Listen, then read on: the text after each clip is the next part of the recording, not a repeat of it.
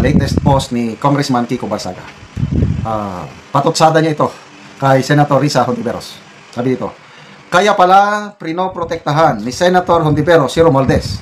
May budget insertions rin pala siya. Ito ang issue ngayon. Pinaputok ni Katunying nung nag-deny si Senator Risa na sabi niya wala daw siyang insertion. Naglabas ngayon lang tanghali si Katunying ng resibo. Binasa ko yung mga resibo. Mga marami. Kasi ang pasabog ni Katunying more than 3 billion ang insertions ni Senator Risa. Sa resibong ipinakita niya kanina, marami mga iba't ibang project. Ang hinighlight lang ni Katunying of the 3.035 billion na insertion ni Senator Risa, 750 million ang flood control projects. At ang mga flood control projects, yung mga naipakita doon is meron sa Tarlac, meron sa Sorsogon, meron sa Malaybalay City. Ang pinakamalaki, if my memory serves me right, nabasa ko kanina, 200 million sa Malaybalay City flood control project. So, sino ba ang nagsasabi ng totoo? Kasi fake news daw si Katunying. Saan kinuha ni Katunying yung mga documents na pinakita niya? So, kung nagsisinungaling si Katunying, at peki talaga ito, kung ako si Senator Risa Hontiveros, sampahan ko kaagad ng kaso si Katunying. Paninirang puri naman yan eh.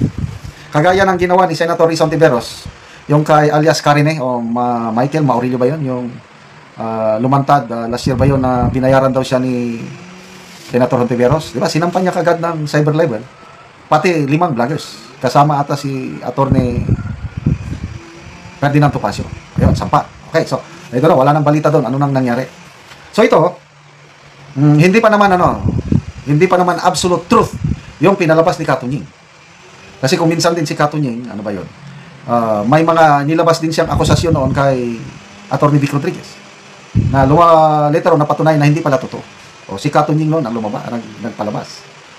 So ito, tingnan natin.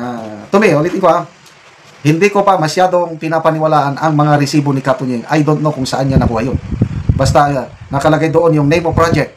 Very specific. Yung binasa ko kanina. Flood control project sa Tarlac, Sorsogon, Malaybalay. So, kaunti lang yung naipakita ni Katunying kasi mga nasa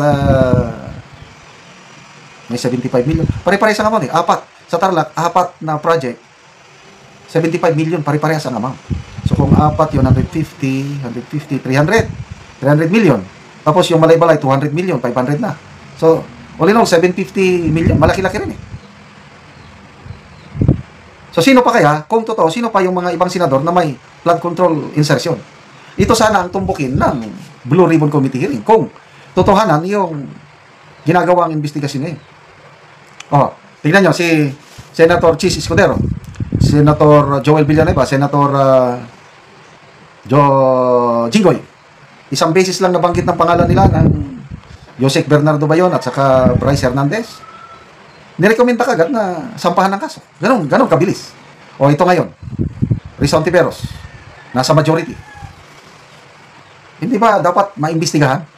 Kailan paano imbestigahan kung napakatahimik naman ngayon ang Blue Ribbon Committee? Wala namang schedule. Yun ang hinihintay ko. Parang na-stop. Ang pinaka-latest na ni Senator Lacson is iimbitahan. Yung pronouncement ba?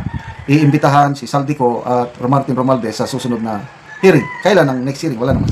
I don't know how true. May nabasa akong post na si Speaker Romualdez daw humingi ng travel clearance sa Kamara.